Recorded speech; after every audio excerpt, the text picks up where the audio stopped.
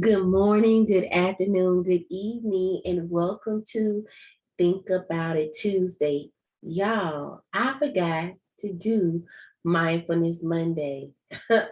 Listen, I guess I wasn't mindfulness. I wasn't in the present sense of mindfulness. But listen, I got some good things to talk about when it comes to Think About It Tuesday. And what I want us to really talk about, and we kind of talked about it when we talked about mislabeling people, is I really want to talk about relationships, like in general, when it comes to romantic relationship, friendships, but most important, those family ships.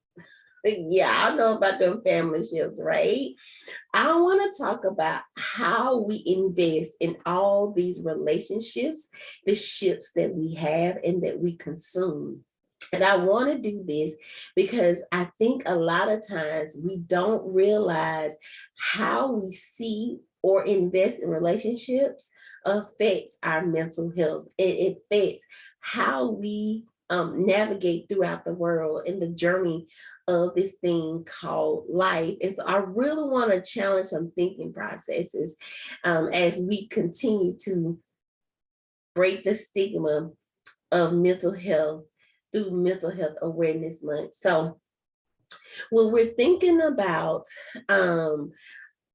these relationships, I want you to ask yourself three questions, three important questions. Question number one, how do I see relationships?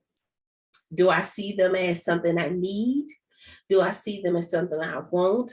Or do I see them as a standard that I need to meet? See them as something I need, want, or a standard. Okay. So how do I see relationships? How do I see relationships, and what influences that perception? What influences that? So what influences the answer that you gave in question number one? What influences that? Was it people that you're around? Was it what you see on television? Was it what you saw on social media? Was it something that you just totally desired just because you felt like there was something that was missing? So what is a relationship? Or how do you see relationships? Or why is a relationship necessary for you? And what influences that? Okay, those two questions, right? Question number three, how have you invested in that perception? And is that investment healthy? So I say that because a lot of times we say that we want these healthy relationships, whether it be friendships, whether it be family ships, whether it be romantic ships, right?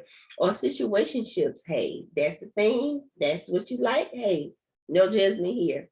But whatever you decide, whatever ship you decide to be on, or whatever ships that you navigate through your life, you need to ask your question, what are the purpose or the purposes of those ships?